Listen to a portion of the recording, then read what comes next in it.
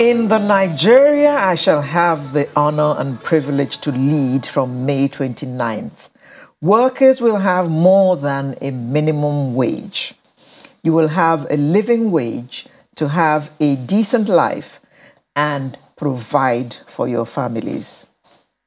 No marks for guessing who said that. President Bola Ahmed Tinubu, when he was still the president-elect on May 1, 2023.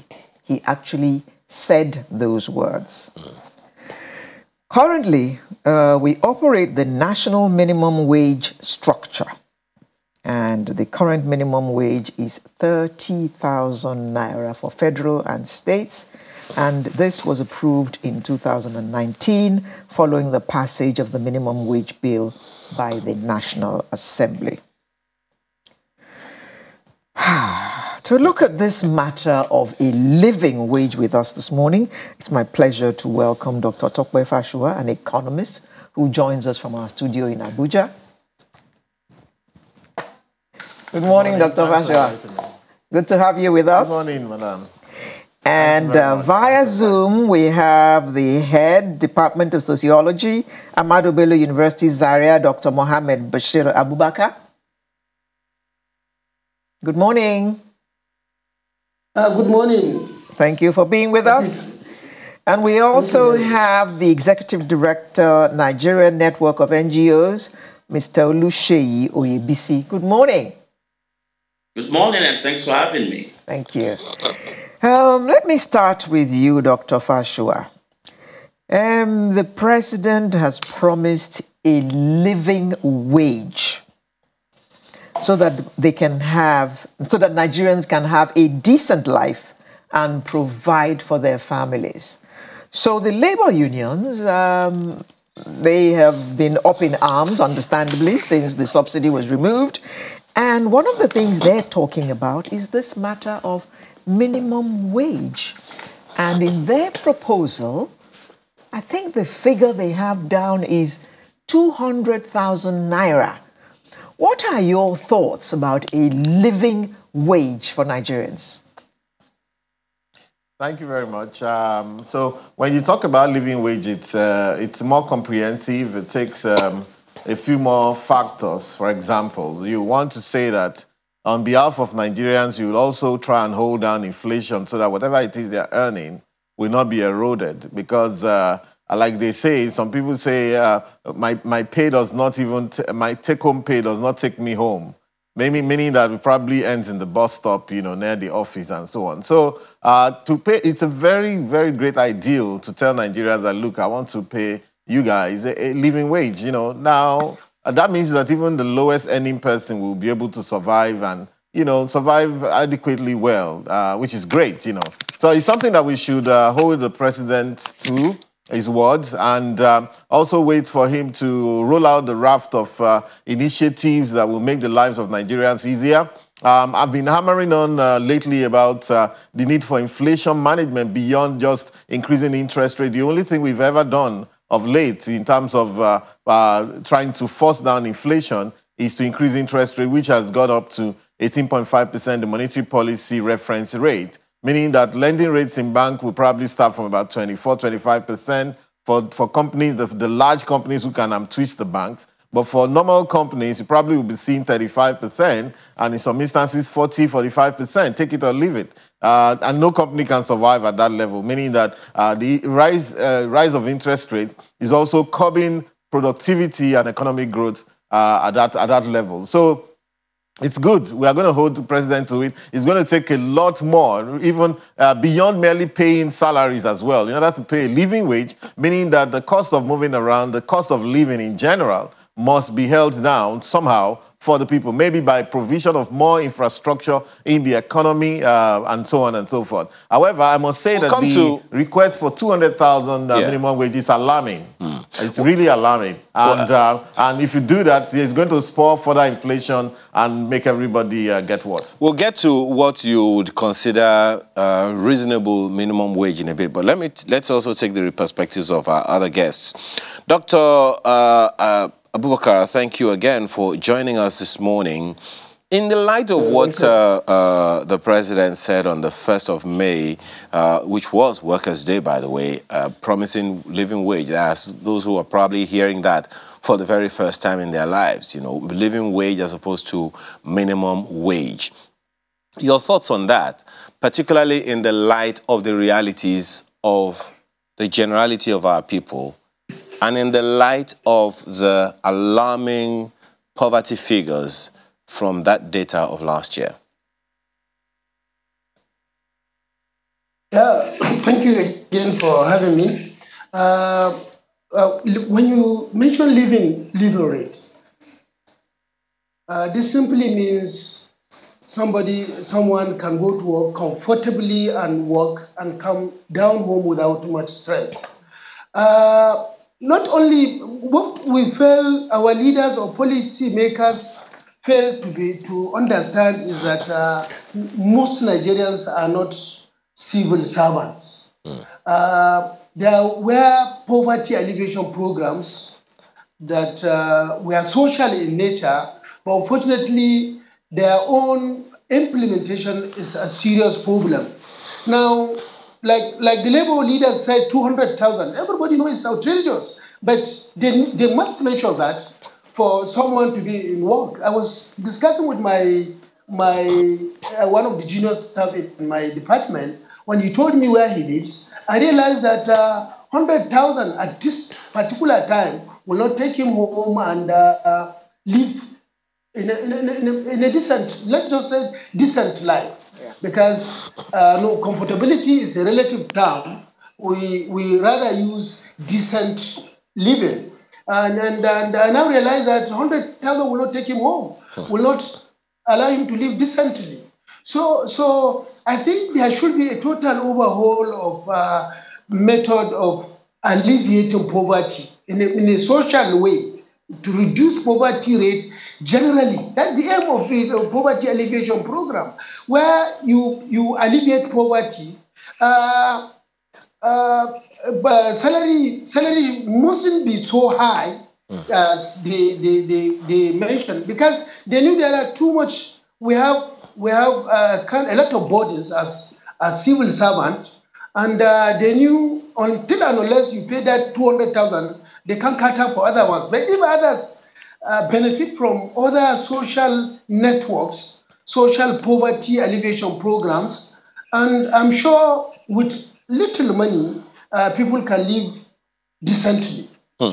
Well, let me ask you this, Dr. Abubakar, before I go to Mr. Yebisi. What kind of partnership? Because it will not be realistic to even consider this whole wage adjustment, let me call it that for the benefit of this conversation, without the buy-in of the state governors. Now, there are a good number of the states that are said to be unable to even pay salaries in the first place. They themselves are literally struggling to live. They're struggling to pay salaries of 18,000, which will increase to 30,000, even though some states have even increased it to 40,000 and the rest of them. So in terms of the kind of conversation that the federal government should be having with the states, what are the things that you would want considered by the federal government before this proposition is even made a reality in the first place? Now, I agree with you. There are some states may likely cannot pay that such amount of money, but the major problem of these is corruption. If the federal government will stand still and make sure corruption is eradicated to a very good level, then I'm sure these things will go a long way. And again, like I told you earlier, it's not the bogus amount of money that matters, but how is the poverty level within this country? You are aware that Nigeria is regarded as what is it called, poverty. The level of poverty in Nigeria has gone so high that it's even considered as threshold. What is it called? I was listening to news one certain time where about 12% of the world population in extreme poverty live in Nigeria. So reduce poverty generally.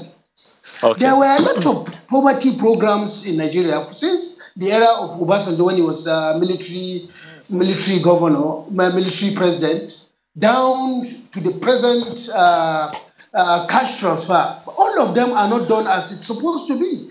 And if it is done as it's supposed to be, you don't cast or agitate for too much salary, because like the first speaker said, it brings a lot of inflation. At the end of the day, the salary will not be beneficial to everyone. Okay. Mr. Oyebisi, what a human being needs money for? He needs money. The major things are to cover his housing, his feeding, his transportation for those who go to work. Do you think that putting money into their hands is better than trying to look at ways of helping them, go around these problems and solve these problems so that they will not be problems to them? We need to balance the narrative and set this within the right context. Society agrees that when I want to earn, I must work. All right. And if I do work, I must be able to provide for my shelter, water, food, transport, and childcare for those that would have children. So by the time I work, there has to be a wage that would allow me to have decent living, like Dr. Bashir said. We do also understand that government provides employment, the private sector provides employment, and the informal sector also provides employment, which would be work in layman's language. Now, when you look at the economy as we have it, we all transact within this economy. The 200,000 that has been hacked by labor, if we put it on the cost of living analysis, then as at 2022, the calculation was that you need about 191,900 naira. This is a global anchor methodology that was used to calculate this. That's what you need as at 2022. All right. As someone that has woken up in the morning to say, I am going to work, not to steal, not to harm society. I'm going to work. And when I come back, I should be able to earn a decent living wage. So this takes us to the conversation around, is the 200 outrageous? Maybe yes, maybe no. We'll look at it within the context of our economy and our realities. Then take this back to the conversations around who can pay and who can't pay, and what will be the catalytic effect of such amount of money. Okay. But understand also that our economy is also driven by wages. In some states, we call them civil service states. All right.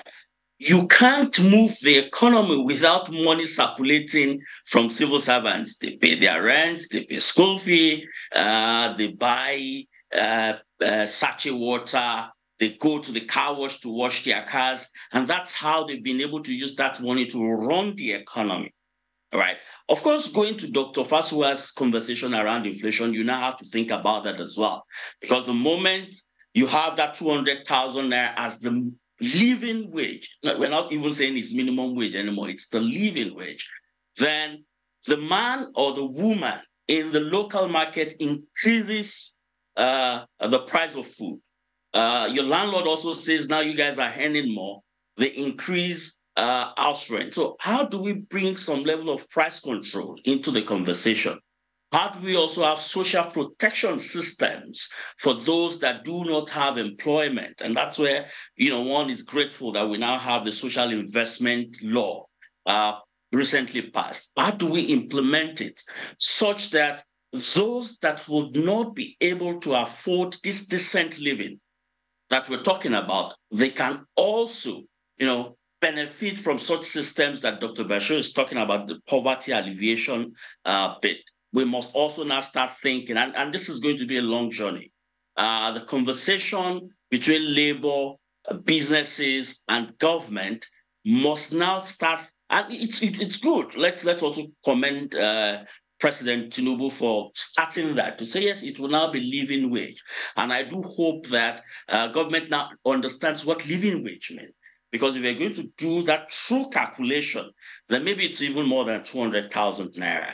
But we now have to start thinking about the effect of such amount of money on inflation, also on whether or not we're able to pay at the state level, and also whether businesses, and taking this back to what Dr. Fasu has said around interest rates, would small businesses, would medium-sized businesses, would large businesses be able to pay this amount of money without retrenching or without increasing the cost of their products as well? So these are the conversations we need to start having.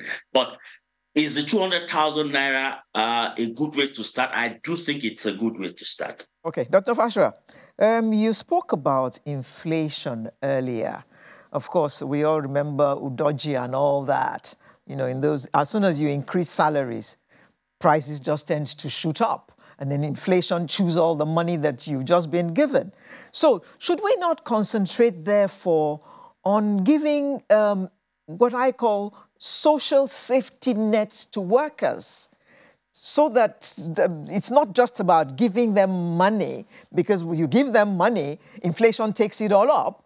You help them with their housing, you help them with their health care and stuff like that.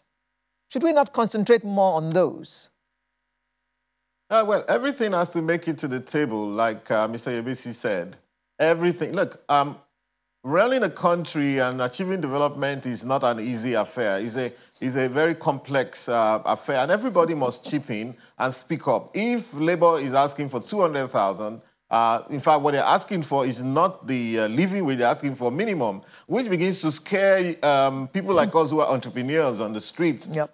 Can we afford 200,000 for maybe our cleaner who's... In fact, this last week we heard that GT Bank, had to double the salaries of their people, and for the first, they used to pay cleaners 35,000. I was shocked. Drivers 70,000, 60,000. I was shocked. But it's a good impetus. What they've done is in reaction to the fuel deregulation, if you like. So there are 41 million MSMEs in this country, micro, small, and medium enterprises, according to the SMEDAN. Meaning, and most of those 41 million, 99% of them are micro businesses, one-man businesses, two-man, three-man businesses, people who are just hustling around and so on. Maybe people who have, some of them have registered their business name, some have not, 41 million. And that's where most of the employment is, because we're still largely an informal economy. How do they get to that level? If the rest of us, my worry about the 200,000 is that, Labour is basically saying, being that most of the people who are driving this are civil servants, one way or the other, either civil or public servants, these guys, I understand that the government can print and pay them. But this is how we got here in the first place. 23.7 trillion ways and means in CBN was mostly used to pay salaries for civil servants. But where does that leave the private sector? I was happy when you mentioned Udoji Award. After Udoji Award, we had, then came in 1975, 76, Murtala retrenched a lot of civil servants. He said he wanted to reposition, and a lot of them went on pension. But by 1986, under Babangida, when we started devaluing money, the pension that they were collecting, a lot of them died. A lot of them developed health problems because they found that they couldn't cope. The 1,000 naira, which was erstwhile a good amount of money, became nonsense. And over time, we have seen how inflation has interacted. This is where we are now. Setting the minimum wage at 200,000 is going to ramp up inflation significantly, such that we probably go to the situation where Ghana was before they started running to Nigeria those days, where everybody was a billionaire. You had to earn 10 billion, which was probably maybe $2,000 or something of that sort, in order for you to be somebody. So we have to be very careful. Again, it's down to inflation management, and it's down to using every tool that we have. You have to provide the social services. You have to build your infrastructure. So this is a long journey. And so what we want is a workable roadmap from the government that has promised this living wage. and also to manage the scenario on the minimum wage spectrum to say that what exactly can we afford? If you're moving minimum wage from 30 to 60, maybe 100% increase, okay, maybe that could be workable. Mind you the fact that many states are still owing salaries, including local governments, you know. Even some not too strong parastatals are owing salaries, 2 months, 3 months. States are owing 6 months, 7 months. Many cannot even pay the 30,000, and here we are. So we have to be extremely careful because at the end of the day, inflation is known as the worst enemy of man among monetary economists. You know, so to a large extent, whatever it is, if you are kidding yourself, you will pay yourself huge amounts of money. Inflation will come, take it away from. But lastly, I wanted to talk about the most vulnerable amongst us, people who cannot even find jobs. People who are weak, no matter how a society is. And that's the problem I have with orthodoxy, the economic orthodoxy that some people are trying to mainstream in this current government, which is not actually Bola Tinubu's idea. He's a bit left of center. And we want to see more of the left of center ideas. No matter how society is, there'll be people who are weak, maybe mentally, physically, who cannot join this rat race that we're about to embark on. So we cannot just sit down there and say, oh, just keep increasing interest rates, you know, and then anybody that can grabs it and run. At the end of the day, you know, people who cannot even help themselves, they fall to the ground. With what is going on now and all of the barrage of policies that we have seen, even many people are no longer sending money home. I just read an article now, and you know, in some instances, one guy was thinking about, from the north, he lives in Lagos, he's thinking about divorcing one of his wives and sending her back to her family. People are having to do some serious adjustments, you know, living without light, not bothering to put on the generator in the middle of the night or something like that. So how long can we continue like this? We have to be careful and slow down a little bit on this part. You know, you mentioned a few things the other time, Dr. Fashua. So let me take the question to Dr. Abubakar. I'm on Investopedia.com now. And Investopedia is talking about the living wage calculator. And it says the things to include in calculating what you would call a living wage includes shelter, food, healthcare, childcare, taxes, transportation, and in some circumstances, the state and town in which you live. How does that measure for you? What kind of conversations? Do you see that as something that we can consider in our country, given the challenge of infrastructure that we have? Dr. Abubakar.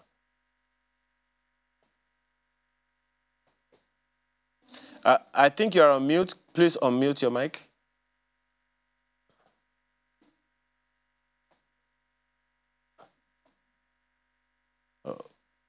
Okay. Well, while we're waiting for him, I don't know, Mr. ABC, if that is something you can... Can you hear me now? I'm unmuted, I think now. Okay, I can hear you now. Yes, Hello? go ahead. Did you hear the question?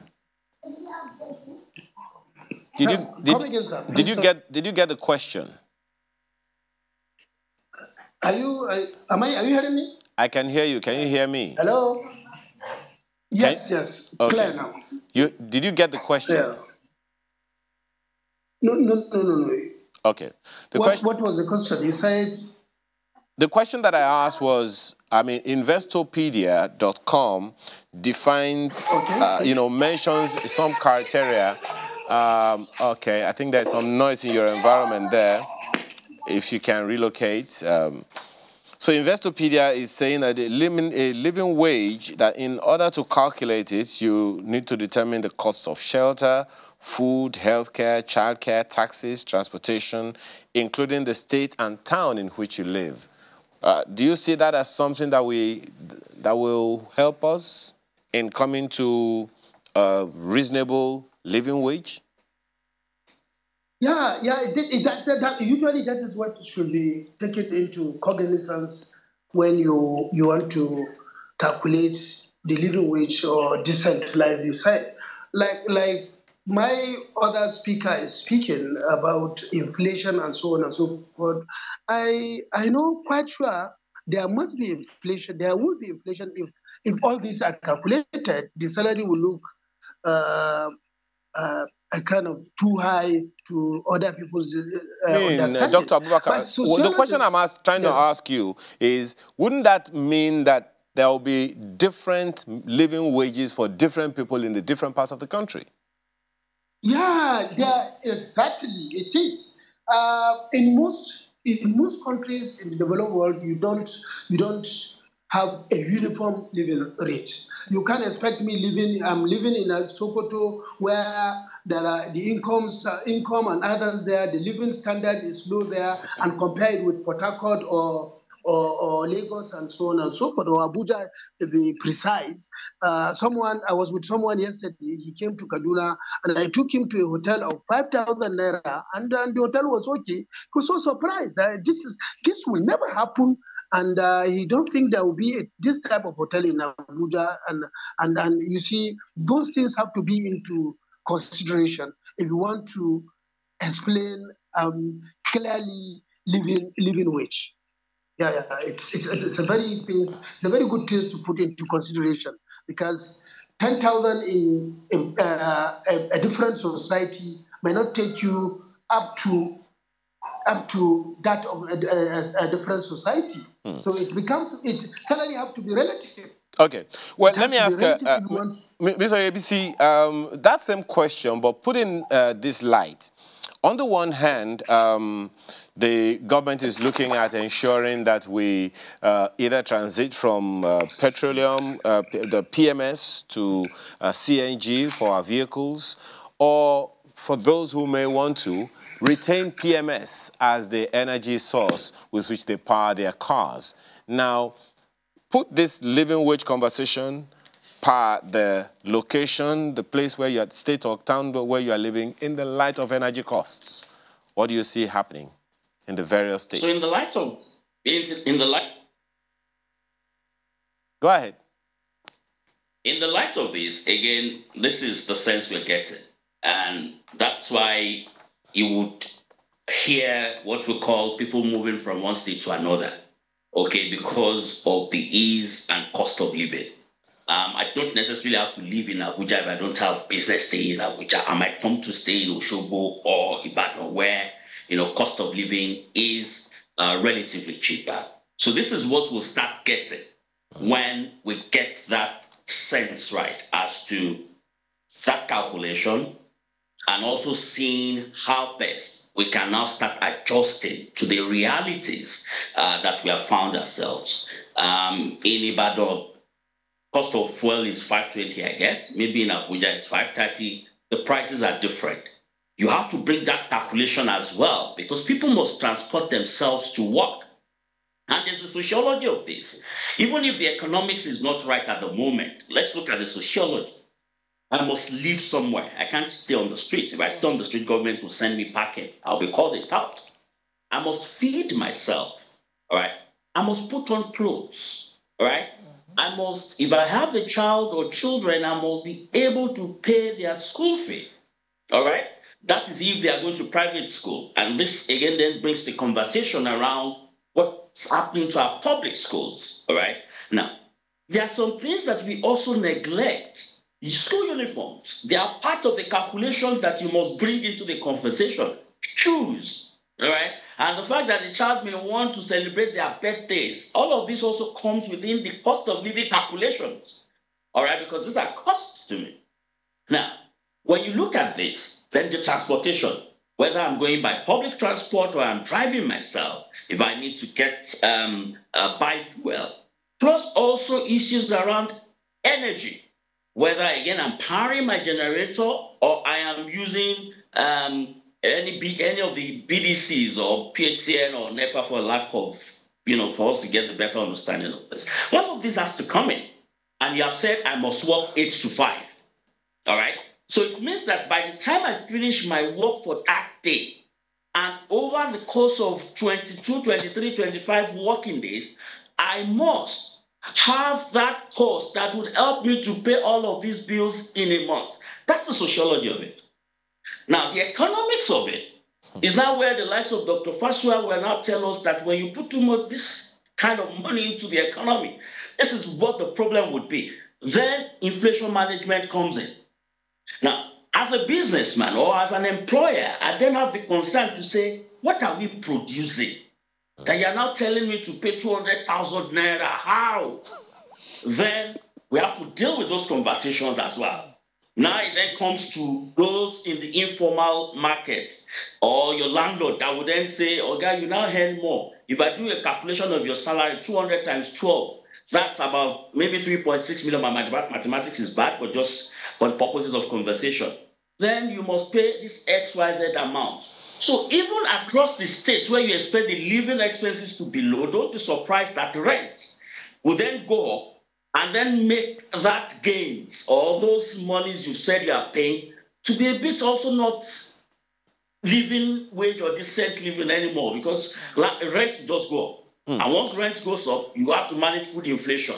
We are in a country where price control, the moment the market woman hears 200,000, they are saying a model of rice would be whatever, whereas the price may not have increased where they have bought it. Perhaps, So these are some of the elements we have to manage. That might also be suggesting that one ball of tomato will become 500 naira, but God forbid that we'll get to that point. Let me ask Dr. Fasha this one.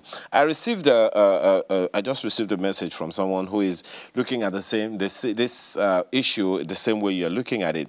But I was gonna take you up on the kind of infrastructure, soft infrastructure or hard infrastructure that can support a living wage and what it will be.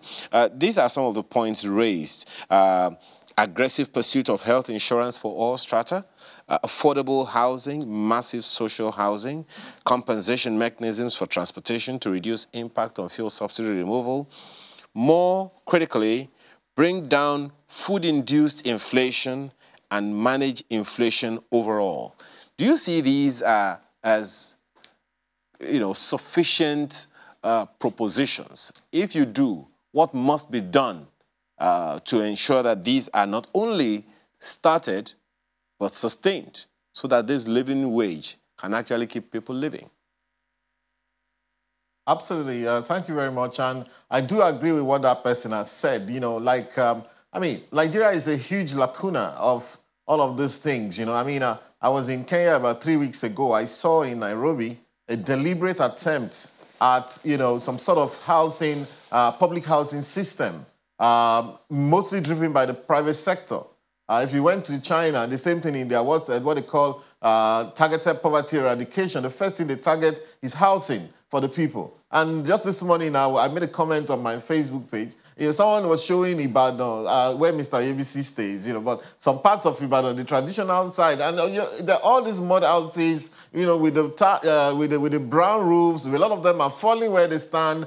We can romanticize it, but the point is they need to be repositioned. We need serious regeneration. We need in fact, there's never been an attempt at public housing in Nigeria, honestly. Jakonde built 29,000 housing units in Lagos. That's perhaps the best we've seen since the beginning of this country. And those houses are middle-class houses, 2-bedroom, 3-bedroom flats. We need to move on. We need to do something new with ourselves. So all of those items that have been listed will really help.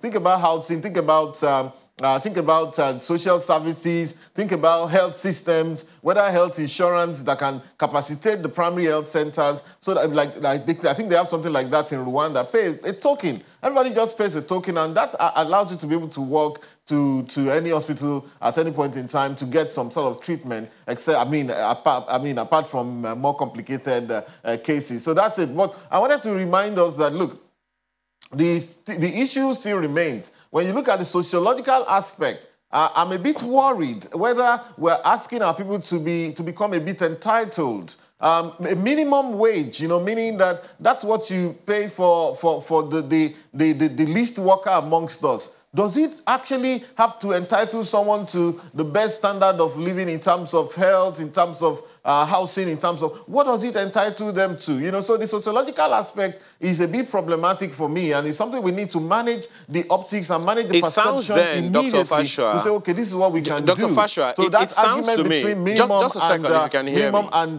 living wage. If you can hear me, Yes. Dr. Fasha, it sounds to me that Mr. ABC probed as a touchy one there. It seems that there is some kind of variance between the sociology and the economics of this issue.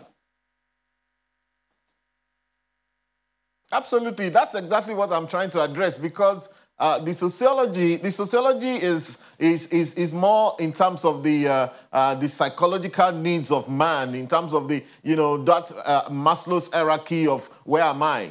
So now the point is that, of course, we have lost a lot of grounds over time. But what we have used to compound our scenario, we talked about Udoji the other time. I spoke about the Muritala era. In the Obasanjo, if we even leave the military era, come to the Obasanjo, 1999, he increased wages. Civil servants started buying some small cars. But in time, before you knew it, inflation caught up with them. Everybody started to complain. But then they increased to 18,000. Then they increased to 30,000. Yaradua increased salaries as well. Fashua, so there's a problem. And that's why we need to be... Factor also this conversation, this issue, the issues you are raising, into the responsibility of government in the Constitution. The primary responsibility of government is the security and welfare of its citizens. So if it is compelling for government to see to the welfare of its people, and government thinks the way to go is a living wage, because clearly the minimum wage is not seen to the welfare of the people, what then happens? You're very, very correct. That's in Section 2 of the Nigerian Constitution, which lawyers say is unjusticiable. And we haven't been able to do anything about it, because the key role of government is to make the lives of their people better. Now, so what we can do is to say that going forward, we want to hold this present government to the highest of standard. And going forward, any government that will come after them will commit to some of these things. It's a great thing, though it's a bit idealistic, I must tell you. It's a bit idealistic given how do you fund it. For example, we complain about Nigeria having borrowed money, even though I personally believe that our balance sheet could still be leveraged for the things that we need. For example, the housing sector is something we can reposition. Given the fact that everything we need to build public houses is in this country, cement, paint, sand, what have you, roofing, even plastics to do the plumbing and all, can be done. So, but it takes a bold move, and that is the way we can actually reposition the entire economy. Okay. So it's a good thing. We'll be cautious, but I think it's something that's achievable over the medium to long term. Okay, quick one. Let me ask Dr. Abubakar, your last words on this, perhaps for about 30 to 45 seconds. Where do you see this going? State governments have a huge role in this. How do you see them embracing this in the light of the fact that they themselves have their own financial crunches? Yeah, thank you very much. Like I said earlier, corruption is one of the most serious problem barring us from achieving or alleviating poverty to the barest minimum. If government should stand and implement the social networks to the latter, corruption is not involved in it, and I'm sure these things will be resolved. You mustn't put too high salary, and again, other people who are not civil servants or are not working with government will find it very easy to live in the society. The inflation our economics is hammering on may not be there anymore. If like I told you, there were issues, the cash transfer, if the government calm down and make sure the suggestions or operation or policies are from down top, then I think we will have a very good solution to that. You can't just live in Abuja and be sending money through someone's account that perhaps is not a farmer. You send, he's not a businessman. Well, that's another conversation altogether, Dr. Abubakar. If you now think you have this. Yes, thank you. Let me ask Mr. Oyebi for your final words on this issue, perhaps also to speak to how the people can help government get this done, because even if it's a minimum wage increase, there will be increase in the markets. How do we manage that? I think we've gotten to a stage where we now need a government that can tell us the truth, and also citizens that are also able to pay attention to the truth. The conversation today has shown us that you now need a multi-stakeholder approach to development. You can't do all of this in isolation. And all of the arguments that we have made for or against this living wage, they are all valid. And they are all concerns that must now be on the table. So at the state level, governments must now start thinking through what policies. They must be deliberate about the policies that they are coming up with and how they are budgeting for implementing these policies. We should now move away from the era of just buildings, to start thinking about those investments that can help us in addressing the pressure points that every citizen would have. And those pressure points are around feeding, shelter, transportation, and having a decent life. These are where the pressure points are. So the understanding of those would mean that government is also speaking to all stakeholders, including citizens, and carrying them along, letting them understand this is why we have this. For instance, you have health insurance in majority of the states, I will consciously assume, but I do know that of Lagos and Ibadan as well. How are we keying into that from the informal market or the informal sector to the formal? How are we keying into that in such a way that it helps us to reduce, out-of-pocket payment on healthcare? How do we also now start looking at transportation? Okay, someone has said governments don't need to start doing all these big buses that we probably won't get results. We all need to bring our heads together. We do appreciate the president for saying that he would consult and dialogue. That consultation and dialogue should not just be with the usual suspects. It has to be with the spectrum, from businesses to civil society, to government itself, to associations, to trade unions. Okay, Mr. We must just sit down together to find a way around we have run completely out of time. Thank you very much for your contribution. And our thanks go to Dr. Mohammed Bashir Abubakar, Head Department of Sociology, Ahmadu Bello University, Zaria, who joined us via Zoom. Mr. Oluseyi Oyebisi, Executive Director, Nigeria Network of NGOs, who also joined us via Zoom, and Dr. Tokwe Fashua, an economist, a friend of the house, who joined us from our studio in Abuja. Thank you all very much for coming to join us today.